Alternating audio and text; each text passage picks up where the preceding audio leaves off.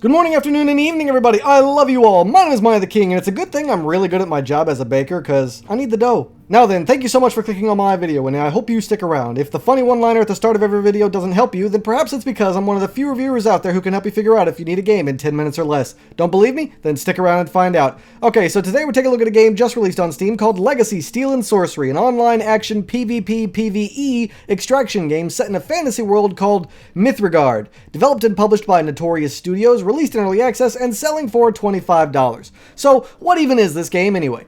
Well, it's an extraction shooter, but without the shooter part. It's a fantasy medieval style extraction shooter kind of game, so it's about what you'd expect.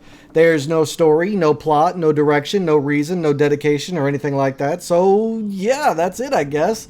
I guess we'll just go into the pros and cons now. So, the first positive point is the idea. Now, I really love the idea of this game, which is why I'm even here at all. I love the idea so much, in fact, that I encouraged my wife to join me and try it out with me. An extraction-style shooter game, but with medieval magic and swords and shields and stuff, right? Like, sign me up. It's a pretty cool idea. But the coolness doesn't stop there. In the main screen, or your base screen, or whatever you want to call it, you have lots of different things there to encourage immersion. Like there's a cooking screen, or a crafting screen, or lots of shopkeepers and upgrades that you can get that require some other certain upgrades be made first. And overall, I just think there was a lot of unique creativity coming here.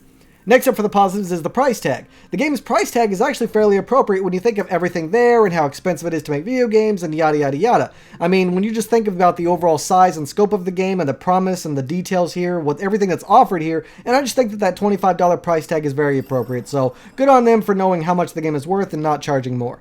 And I guess I can consider the graphics a positive simply because they're not terrible. I mean, don't get me wrong, the graphics aren't great or anything, but they're passable. I mean, the detail on the character models is laughably lacking. However, overall, the general color schemes were decent enough, the shading and the contrasting were decent enough, and it did have some detail in some places, not to mention the variety of enemies and items. So yeah, average graphics, which is better than terrible, so here it is in the positives. And last but not least is the user interface. So the UI was actually pretty decent, at least in my opinion. Everything was where you'd expect it to be, and it made sense as well as looked good both in the maps and out of the maps. Overall, I think the user interface was actually just rather coherent and easy to navigate and quickly to understand, which definitely helps when you're trying to do stuff quickly or learn your way around and help feel more comfortable with the gameplay. So that was good, and I actually didn't have any problems with that. But that's all I can really think of to say positively about the game, and I was really racking my brain just to come up with those positives. Now we'll go into the negatives of the game, but before that, do me a favor and make sure to hit that subscribe button. But even more importantly, for you at least, is to hit that bell, and here's why. I review all kinds of random games at all kinds of random times, and you never know when I'm going to review something that you've been missing out on. But if you hit that bell, it tells you when I do release a new video, so make sure you hit it and stay informed, alright?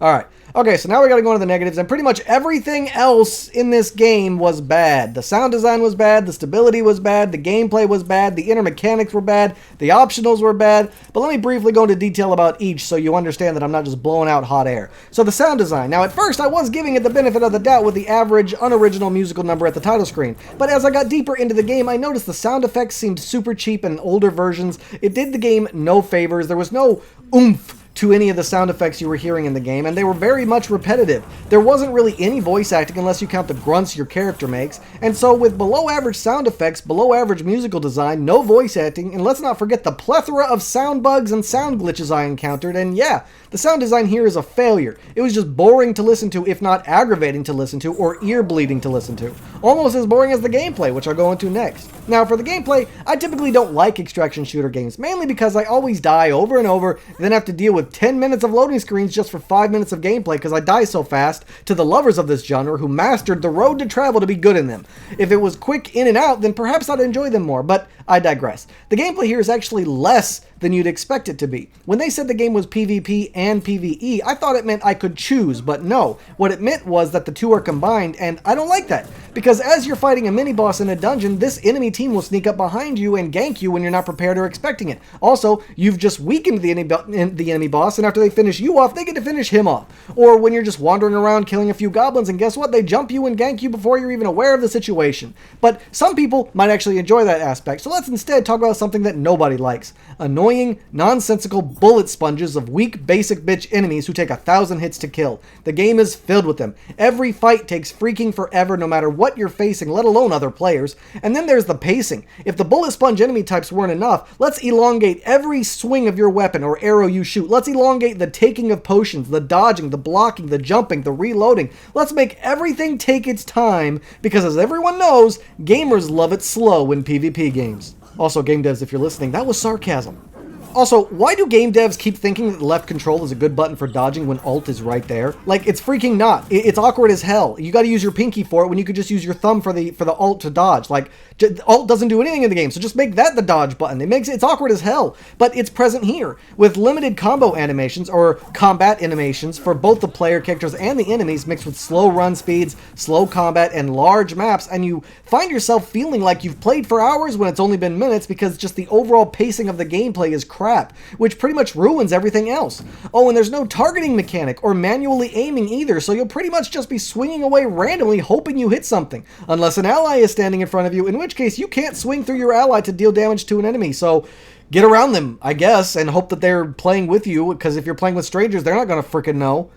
Next up is the stability. The stability was grossly underwhelming. That's the nicest way I can put it. Now, for an early access game, I typically try to give them a bit of leeway. I mean, it's early access, right? So obviously they're going to be unfinished and be a bit glitchy, which is typically fine until it's game breaking. At that point, I draw the line. Here's the example I gave my wife. If I purchase a table from IKEA and it arrives in pieces, it's not finished, right? And I have to build it or wait for it to be finished. But I know it'll be beautiful once it's done, so it's fine. I paid for it and I'm going to have a table eventually, right? However, if I order a table from IKEA and when it arrives, one of the legs is split in half and unable to be put together because it's broken, now I'm pissed and I want my money back. And that's what game-breaking bugs are like to me. That broken, split-in-half table leg. The only thing that working well here was the stability with the connectivity. My wife and I never encountered any lag or disconnects while playing, which was a very pleasant surprise. However, what you're watching right now is what happened the first time I died. See this?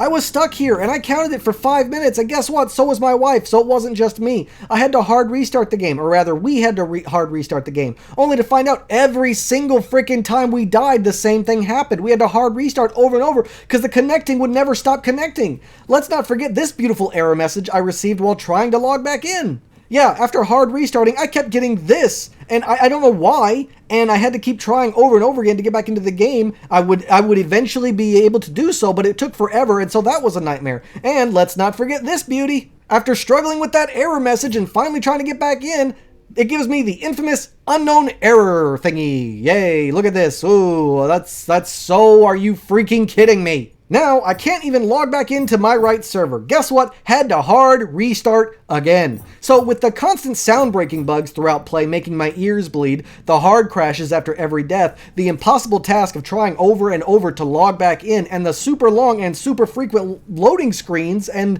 yeah, the stability here was just shit. Also, if you hear anything in the background, I apologize. That's my dog being a dick, because every time I'm recording is when she decides to get noisy.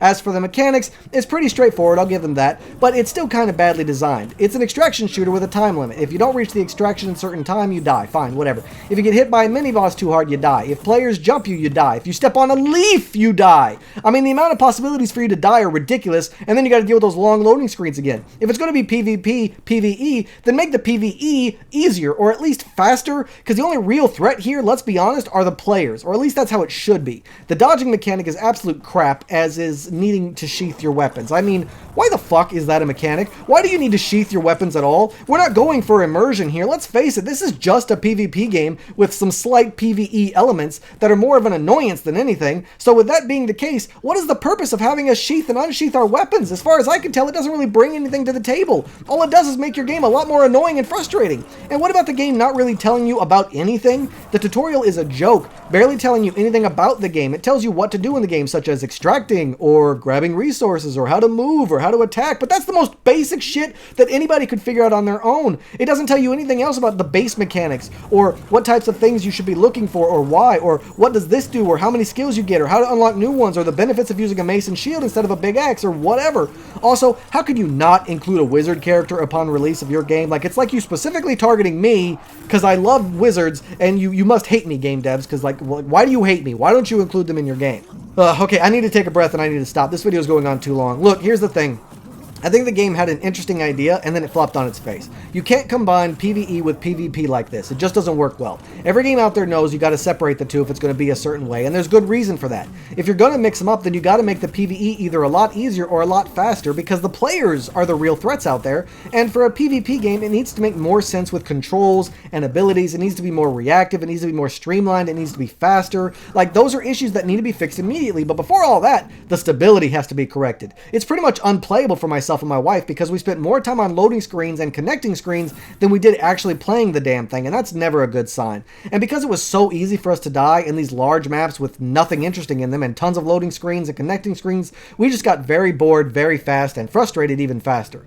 This could have ended up being something fun if the loading screens got cut down and the connection stuff got fixed and they cleaned up the other bugs, but the biggest issue with the game besides the stability is the speed. Like, it needs to be sped up like in every freaking way for it to be any fun whatsoever. As of right now, I obviously do not recommend this game. Go play something else. This one needs another year to cook before it's worth trying out. I personally did not enjoy myself. My wife hated it, and we were just bored and annoyed the whole time more than anything else, which is a real shame because, as I said before, I was actually interested in a fantasy medieval style extraction game. I haven't seen that before yet, but it just wasn't fast enough or reactive enough or engaging enough for it to be any actual fun. Also, it's broken to hell, so there's that. But yeah, I obviously warn you to stay away for now, or at least wait for a very steep discount, alright?